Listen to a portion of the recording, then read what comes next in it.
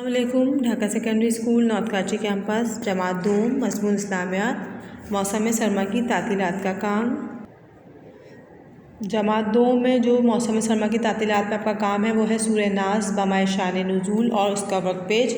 سورہ ناس آپ کو زبانی یاد کرنی ہے، اس کا ترجمہ اپنی کاپی میں لکھنا ہے، شان نزول کو غور سے پڑھنا ہے، اس کے سوال آگے جو دیے ہوئے ہیں اس کے جواب آپ کو شان نزول میں سے مل جائے۔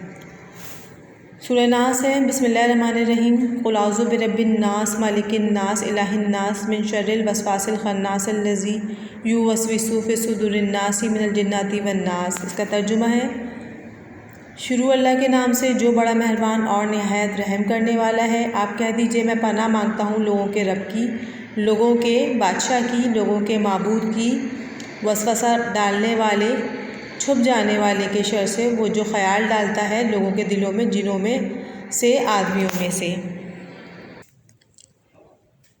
سورہ ناس کا شان نزول ہے، قرآن پاک کی دو صورتیں سورہ فلق اور سورہ ناس معوذتین کہلاتی ہیں۔ یہ دونوں صورتیں اس وقت نازل ہوئیں جب کچھ یہودیوں نے حضور صلی اللہ علیہ وسلم پر جادو کرنے کی کوشش کی تھی اور اس کے کچھ اثرات آپ صلی اللہ علیہ وسلم پر ظاہر بھی ہو گئے تھے۔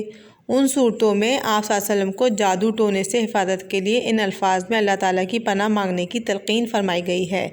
اس کے علاوہ شیاطین کے شر سے بھی پناہ مانگنے کا حکم ہے۔ شیطان جنات میں سے بھی ہوتے ہیں اور انسانوں میں سے بھی، البتہ شیطان جو جنات شیاطین ہیں وہ نظر نہیں آتے اور دلوں میں وسوسہ ڈالتے ہیں، لیکن انسانوں میں سے جو شیطان ہوتے ہیں وہ نظر آتے ہیں۔ ان کی باتیں ایسی ہوتی ہیں کہ انہیں سن کر انسان کے دل میں طرح طرح کے برے خیالات اور وسوسے آ جاتے ہیں۔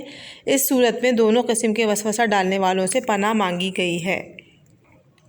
سوال ہے نیکسٹ پیج پہ، اس کے جواب آپ کو لکھنے ہیں۔ قرآن کی کتنی صورتیں معوذتین کہلاتی ہیں؟ قرآن پاک کی 2 صورتیں معوذتین کہلاتی ہیں۔ سوال نمبر 2 ہے، ان کے نام کیا ہیں؟ سورہ فلق اور سورہ ناس۔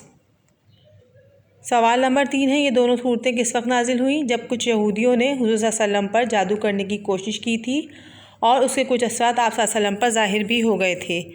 سوال نمبر 4 ہے، جادو کے علاوہ اور کس کے شر سے پناہ مانگنے کی تلقین کی گئی ہے؟ جادو کے علاوہ شیاطین کے شر سے بھی پناہ مانگنے کا حکم ہے۔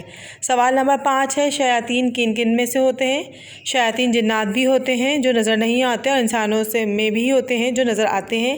ان سوالوں کے جواب آپ کو اپنی کتاب میں ہی کرنے ہیں اور اس کا ترجمہ جو ہے سورہ ناس کا، اس کو اپنی کاپی میں کرنا ہے۔ سورہ ناس کو زبانی یاد کرنا ہے، شان نزول کی بلند خوانی کرنی ہے۔